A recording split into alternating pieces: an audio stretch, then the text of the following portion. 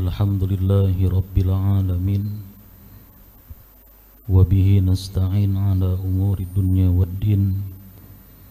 Wassalatu wassalamu ala ashrafil anbiya'i wal mursalin Sayyidina maulana Muhammadin wa ala alihi wa sahbihi ajma'in. Amma ba'd. Yang kita hormati, yang kita muliakan para habaib, para syaraib, zuriyat Nabi sallallahu alaihi wasallam. Yang kita hormati, yang kita muliakan para alim ulama, guru-guru agama, tokoh-tokoh masyarakat, para muhibbin hadirin wal hadirat rahimakumullah. Pertama-tama dan yang utama kita panjatkan puji dan syukur yang tidak terhingga kehadirat Allah Subhanahu wa ta'ala yang telah memberikan berbagai macam nikmat dan anugerah kepada kita, terutama nikmat taufik, hidayah dan inayah, sehingga kita pada malam hari ini dapat berkumpul kembali di majelis yang penuh berkah dan rahmat ini. Kemudian salawat dan salam atas junjungan kita Nabi besar Muhammad sallallahu alaihi wasallam dan kepada seluruh keluarga, para sahabat, zuriat dan pengikut beliau ila yaumil qiyamah. Para muhibbin hadirin wal hadirat rahimakumullah, berkata Maulana Syekh Muhammad Arsyad bin Abdullah Al-Banjari rahimahullah wa nafa'ana bi'ulumih biddaraini amin. Ke-12, kaum wujudiyah. Di antara kelompok yang menyimpang, kelompok yang sesat di luar ahlu sunnah wal jamaah adalah kelompok wujudiyah. Adapun kaum wujudiyah maka adalah i'tiqadnya dan katanya la ilaha illallah, yakni tiada wujudku, hanya wujud Allah Ta'ala. Tiada wujudku melainkan wujud Allah Ta'ala, yakni bahwa aku wujud Allah. Demikianlah diiktikadkan mereka itu pada makna kalimat yang mulia itu. Itu yang pertama. Dan lagi pula kata mereka itu, innal haqqa subhanahu wa ta'ala laisa bimawjudin illa fi dhimni wujudil kainat, yakni bahwasanya hak ta'ala, maksudnya Allah Ta'ala, tiada mawjud melainkan di dalam kandungan wujud segala makhluk. Maka sekalian makhluk pada i'tiqad mereka itu wujud Allah Ta'ala, dan wujud Allah Ta'ala wujud segala makhluk. Maka adalah mereka itu mengisbatkan keesaan Allah Ta'ala di dalam wujud segala makhluk yang banyak. Serta kata mereka itu tiada mawjud, hanya Allah Ta'ala, maka diiktikadkan oleh mereka itu pada makna la ilaha illallah, tiada wujudku, hanya wujud Allah. Nah, jadi penjelasannya macam ini. Kaum wujudiyah ini oleh sebahagian ulama disebut dengan kaum ittihadiyah. Mereka mengatakan, bahkan meyakini bahwa Allah Ta'ala itu menyatu dengan makhluk. Makanya disebut dengan ittihadiyah. Allah dipadahkannya menyatu dengan makhluk, dan makhluk menyatu dengan Allah Ta'ala. Nah, di mana sesatnya kaum wujudiyah ini? Nah, sesatnya mereka itu adalah mereka meyakini bahwa wujud itu hanya satu, yang ada itu hanya satu, Allah Ta'ala. Jadi semua yang ada ini, makhluk yang ada ini, termasuk wujud dirinya adalah wujud Allah Ta'ala. Jadi yang ada ini ya Tuhan ujarnya. Nah, karena mereka meyakini wujud itu hanya satu. Nah, sedangkan kita ahlu sunnah wal jamaah, i'tikad yang kita pegang bahwa wujud itu ada dua. Ada wujud hakiki, ada wujud khayali atau wujud majazi di dalam istilah ulama sufi. Nah, jadi menurut kita ahlu sunnah wal jamaah bahwa wujud itu ada dua. Yang pertama wujud hakiki, wujud yang sebenarnya, dan yang kedua wujud khayali atau wujud majazi. Nah, contoh supaya mudah dipaham seperti orang yang baca ramin. Nah, orang yang baca ramin, anggap kita yang baca ramin. Nah, bayangan yang di dalam cermin itu adalah wujud khayali ngarannya, wujud juga. Nah, sedangkan kita yang bercermin itu ngarannya wujud hakiki. Wujud khayali tidak akan ada, bayangan yang di dalam cermin itu kada akan ada kalau wujud hakiki ini kada ada. Nah, amun kita kada baca ramin, maka bayangan kita kada ada di cermin itu. Nah, artinya apa? Ahlus sunnah wal jamaah bahwa makhluk ini ada.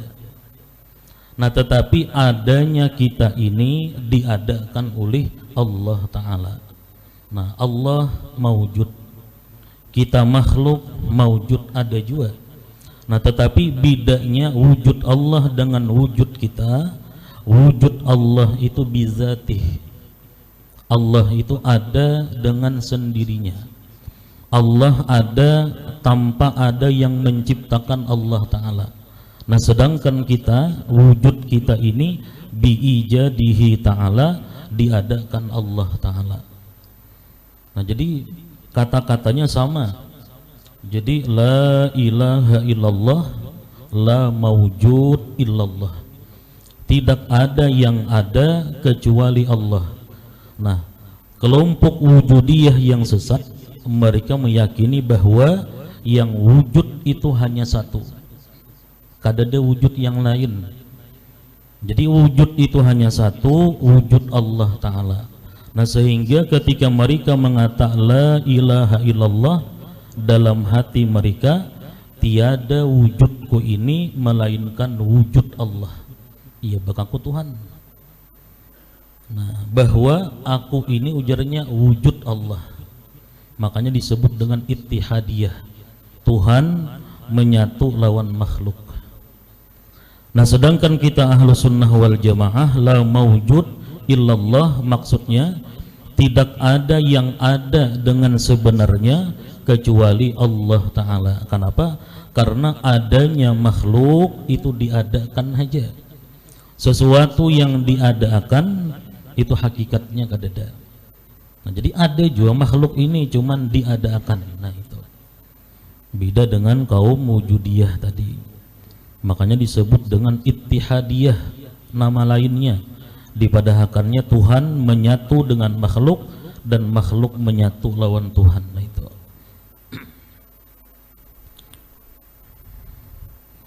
Coba kita ulang yang kedua tadi. Dan lagi pula kata mereka itu, innal haqqa subhanahu wa ta'ala laisa bimawjud illa fi dhimni wujudil kainat. Yakni bahwasanya hak Allah Ta'ala tiada maujud melainkan di dalam kandungan wujud segala makhluk. Jadi segala makhluk ini mengandung wujudnya Allah. Di setiap makhluk ini mengandung wujudnya Allah. Maka sekalian makhluk pada i'tikad mereka itu wujud Allah Ta'ala, dan wujud Allah Ta'ala wujud segala makhluk, ia menyatu ngarannya.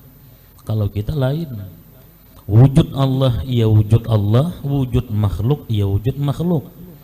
Nah, wujud Allah itu bizatih dengan zatnya, sedangkan wujud makhluk itu biijadihi ta'ala dengan diadakan Allah Ta'ala.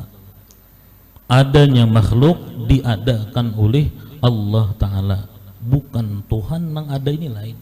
Nah itu adanya kada serta kata mereka itu. Nah, dan wujud Allah Ta'ala wujud segala makhluk, maka adalah mereka itu mengisbatkan, menetapkan keesaan Allah Ta'ala di dalam wujud segala makhluk yang banyak.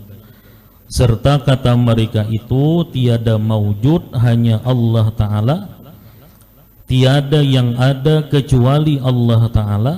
Maka diiktikadkan oleh mereka itu pada makna la ilaha illallah, tiada wujudku, hanya wujud Allah. Itu ujarnya, tiada wujudku melainkan wujud Allah Ta'ala. Jadi nang ada ini iya wujud Allah. Nah, kalau kita kada.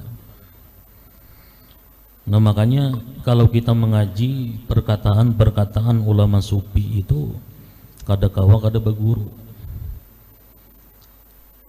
Nah, kaum wujudiyah ini mereka mengatakan bahwa kainat, segala yang ada ini adalah ainu wujudillahi ta'ala, ain daripada wujud Allah Ta'ala. Nah, kaum wujudiyah memaknai ain itu dengan hakikat adanya Allah Ta'ala.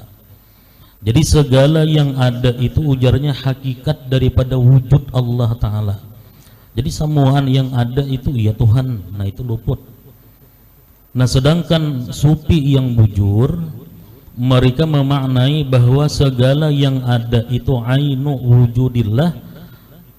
Arti ain di situ adalah mazhar atau penampakan daripada wujudnya Allah Ta'ala. Seperti bayangan kita yang dicermin, itu mazhar daripada kita yang sebujurnya. Kita bebandir, ini bebandir juga di dalam. Kita ke kanan, ini ke kanan juga. Kita ke kiri, ini ke kiri juga. Nah, jadi makhluk ini itu mazhar penampakan daripada wujud Allah Ta'ala yang bersifat kudrat, bersifat sama, bersifat iradat, berkehendak. Nah itu amun kita halusi ya macam itu. Nah, jadi jangan sampai kita meyakini bahwa Allah Ta'ala itu menyatu dengan makhluk atau makhluk menyatu dengan Allah Ta'ala. Dan bujur i'tikad kita ahlus sunnah wal jamaah bahwa wujud Allah dengan wujud makhluk itu beda. Wujud Allah Ta'ala itu bizatih, sedangkan wujud kita, wujud makhluk biijadihi Ta'ala, dengan diadakan Allah Ta'ala beda. Wujud bizatih dengan wujud biijadihi Ta'ala kada sama. Dan lagi pula kata mereka itu, kami dengan Allah Ta'ala sebangsa, sejenis dan satu wujud, sama wujudnya. Nah, sedangkan kita ahlu sunnah wal jamaah tadi belain, wujud Allah dengan wujud makhluk itu kada sama. Nah, ujar wujudiyah, ujar kelompok wujudiyah sama. Wujud Allah dengan wujud makhluk sama.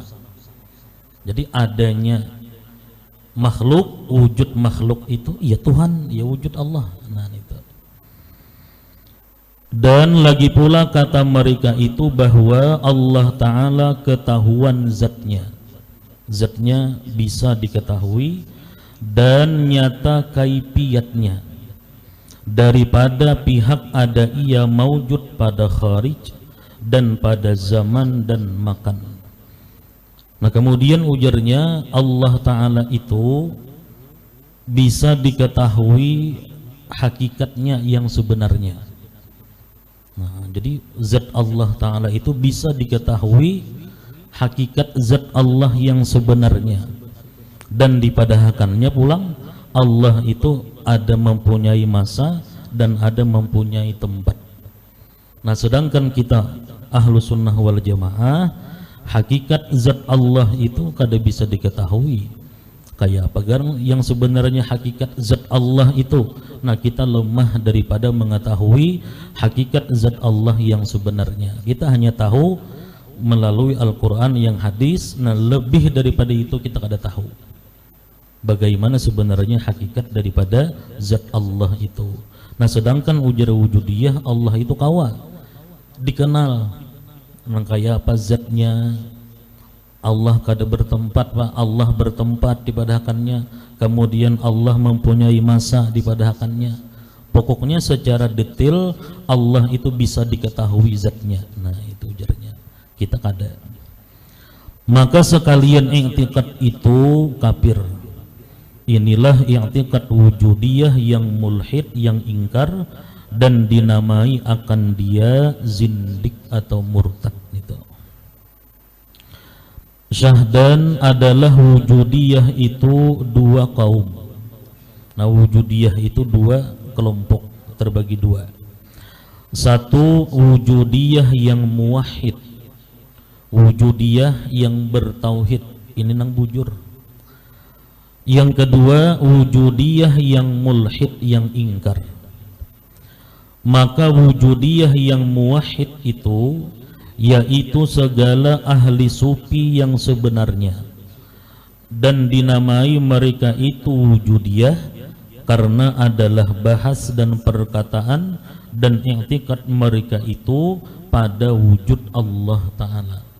Nah, wujudiyah yang bujur, wujudiyah yang benar itu ia orang-orang sufi yang sebenarnya. Nah, mereka sufi, mereka mengatakan bahwa wujud tadi terbagi dua. Ada wujud hakiki, ada wujud khayali, atau di kitab itu wujud majazi ngarannya. Wujud hakiki, wujud yang sebenarnya, ya wujud Allah Ta'ala. Nah, sedangkan wujud khayali, wujud majazi, ya wujud kita ini. Nah, wujud kita, wujud khayali, wujud majazi kada akan ada kalau kada diadakan oleh Allah Ta'ala. Kan kita ini ada juga. Nah, cuman wujud kita lain dengan wujud Allah lain. Kada sebangsa, kada sejenis. Nah, kemudian kenapa mereka tadi disebut dengan wujudiyah? Nah, karena pembahasan mereka tentang wujud Allah, karena perkataan dan i'tikad mereka tentang wujud Allah, lalu disebut dengan kelompok wujudiyah. Di dalam ilmu bahasa Arab, ya itu kan ya nisbah, wujudiyah, nisbah kepada wujud Allah Ta'ala, kelompok wujudiyah tadi.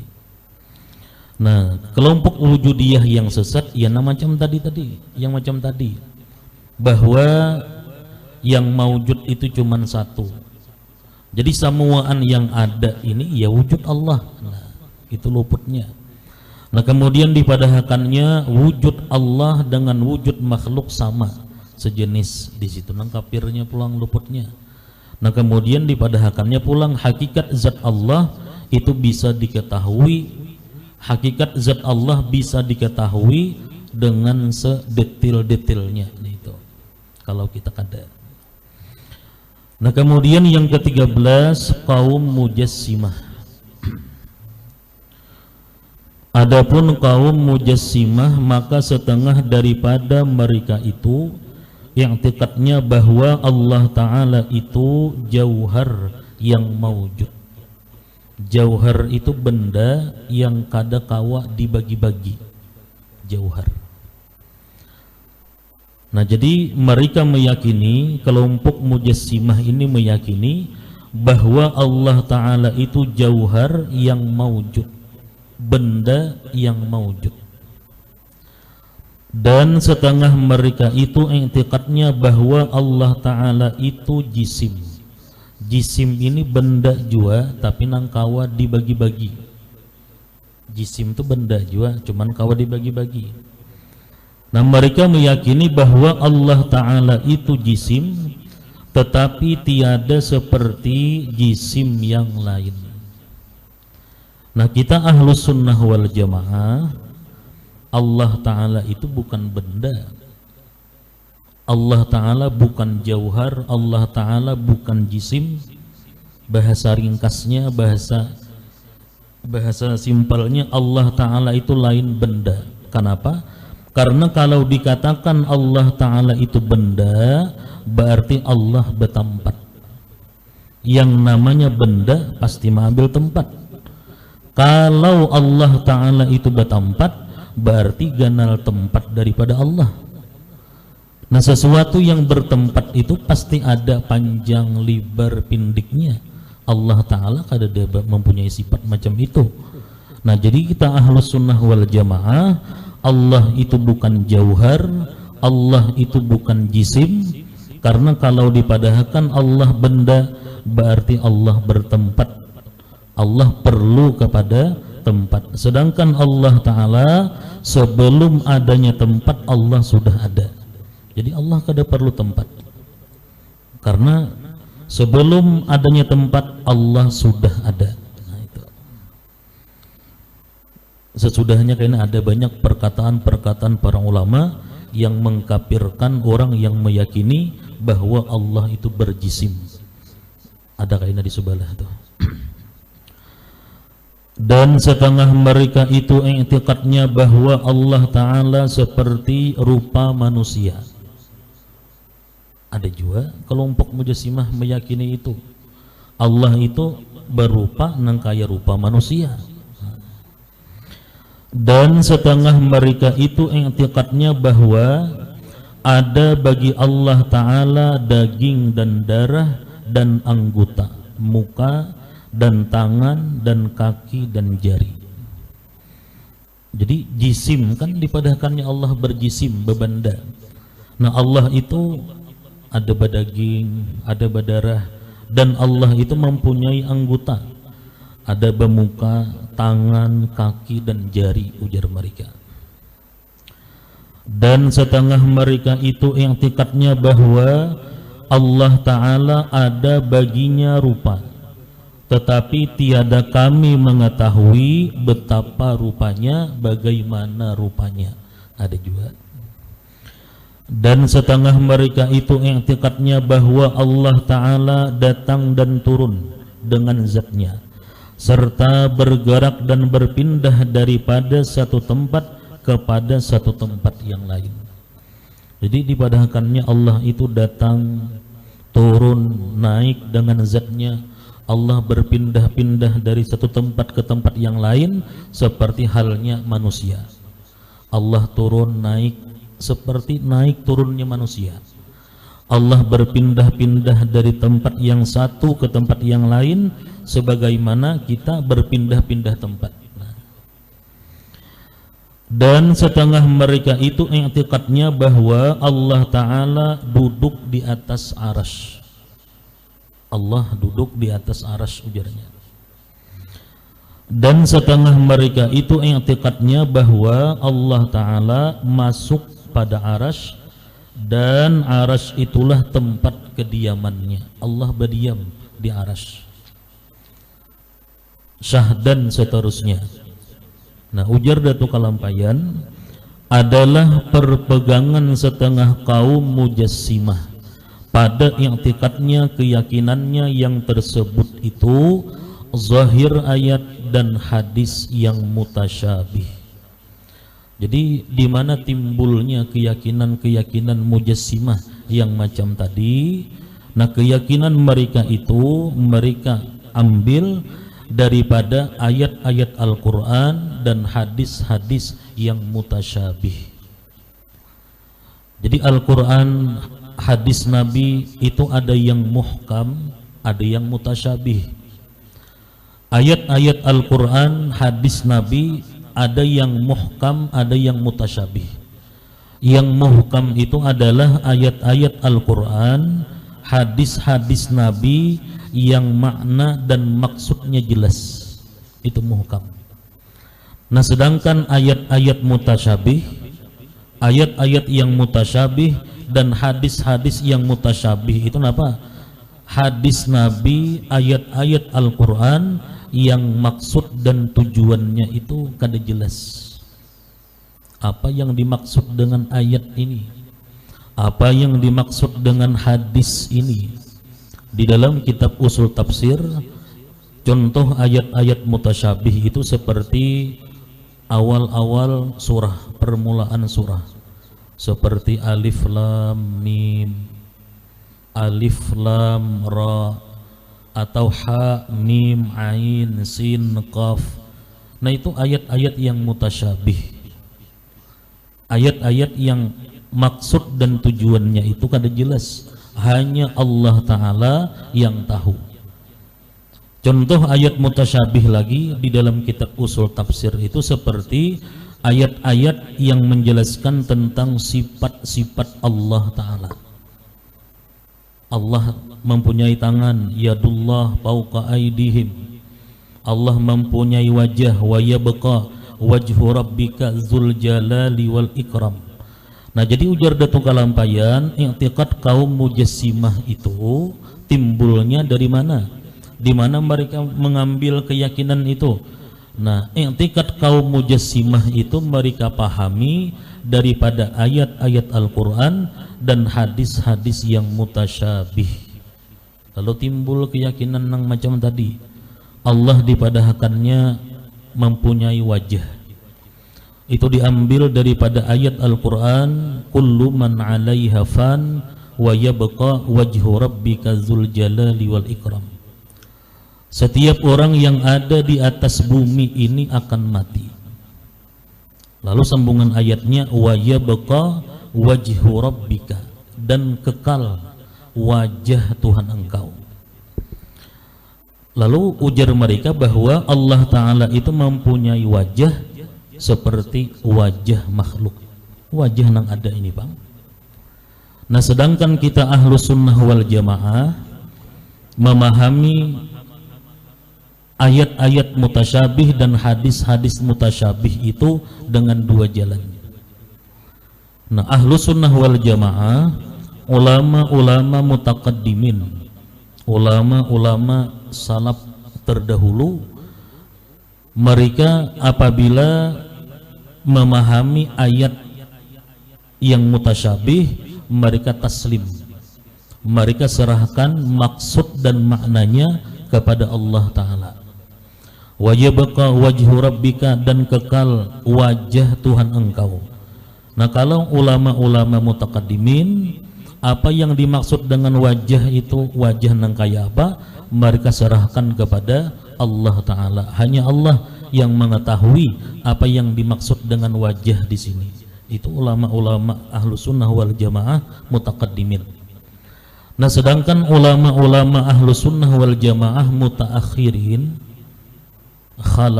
khalafiyah, ulama-ulama mutaakhirin, nah mereka mentakwil ayat-ayat yang mutasyabih ini.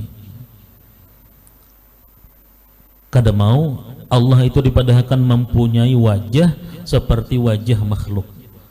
Dalilnya jelas dalam Al-Quran, Allah mengatakan laisa kamitslihi syai', tidak ada seumpama Allah itu sesuatu jua pun.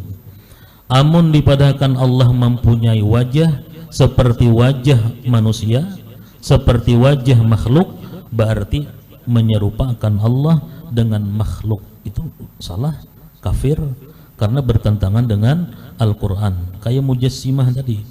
Nah, lalu oleh ulama-ulama mutaakhirin, ayat mutasyabih tadi ditakwilkan bahwa yang dimaksud dengan wajah di sini adalah zat Allah Ta'ala, karena wajah dengan zat itu dekat. Nah, kayak kita juga ada kawan lawas kita kada bertemuan, datanginya umang ini semingguan kadada melihat muha ikam aku, semingguan aku kadada melihat wajah ikam. Masa yang kita maksud hanya wajahnya? Wajah itu kada terlepas, kada terpisah dengan tubuh, maksudnya dirinya juga. Semingguan ini aku kadada melihat muha ikam, maksudnya diri ikam maksudnya. Nah, jadi ulama mutaakhirin mereka mentakwil bahwa wajah di situ adalah zat ngarannya. Napa dalam ilmu balaghah ada mengarangnya zikrul juz wa iradatul qul, ialah zikrul juz wa iradatul qul, yang disebut sebahagian tetapi yang dikehendaki adalah barataan, bukan wajah tetapi zat maksudnya. Nah kemudian yang tingkat kelompok mujassimah tadi, mereka mengatakan bahwa Allah Ta'ala itu mempunyai tangan. Itu pun diambil daripada ayat mutasyabih dalam Al-Quran, yadullah fawqa aydihim, tangan Allah di atas tangan mereka. Nah ujar kelompok mujassimah, Allah itu batangan, tangan nang kaya ini bang, tangan nang kaya tangan makhluk ini bang. Nah ini ngarannya menyerupakan Allah dengan makhluk. Makanya mujassimah ini kayaknya disebut dengan kaum kelompok musyabbihah, orang yang menyerupakan Tuhan dengan makhluk.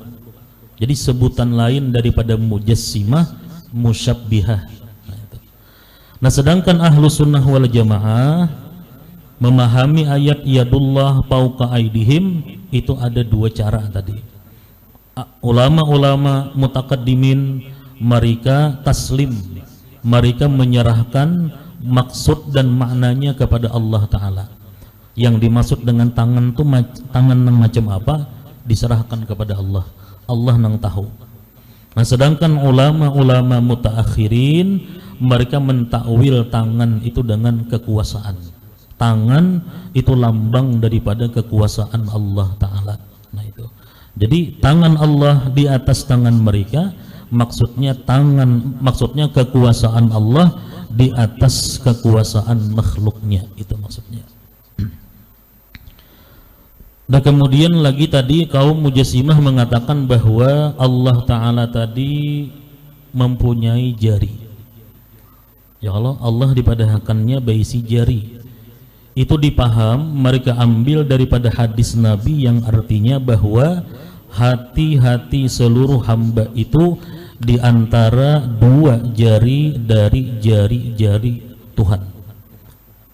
Jadi ada hadis itu nang maknanya bahwa semua atau seluruh hati-hati hamba itu di antara jari-jari Tuhan. Nah jadi ujar kelompok mujassimah, Allah Ta'ala itu berisi jari macam jari makhluk ini bang. Nah sedangkan itu kelompok mujassimah memahami macam itu. Nah sedangkan kelompok ahlus sunnah wal jamaah mengenai hadis yang mutasyabih ini ada dua jalan tadi. Ulama mutakaddimin mereka taslim, menyerahkan kepada Allah apa maksud dengan apa yang dimaksud dengan jari di situ. Jari yang kayak apa bentuk jarinya, mereka serahkan kepada Allah. Nah sedangkan ulama mutaakhirin mereka mentakwil yang dimaksud bahwa hati manusia di antara jari-jari Allah, maksudnya apa? Allah itu sangat mudah membulak-balikkan hati hambanya, itu maksudnya. Nah, kayak pulpen kita andak di jari kita, hendak kita putar ke kanan, ke kiri, atas, bawah, mudah aja. Nah jadi Allah sangat mudah membulak-balikkan hati hamba-hambanya. Nah jadi sumber atau pegangan i'tiqad kaum mujassimah tadi, ujar Datuk Kalampayan, bahwa mereka ambil daripada ayat-ayat Al-Quran dan hadis-hadis yang mutasyabih, dan dinamai pula kaum mujassimah itu musyabbihah. Ya, musyabbihah tadi kelompok yang menyamakan Allah Ta'ala, kelompok yang menyerupakan Allah Ta'ala dengan makhluk. Kata Imam Fakhruddin Ar-Razi, yang mujassimah itu musyabbihah, dan musyabbihah itu kafir karena diisbatkannya, ditetapkannya bagi Allah Ta'ala berjisim. Ini menetapkan Allah itu bebanda, dan akan jisim itulah yang disembahnya.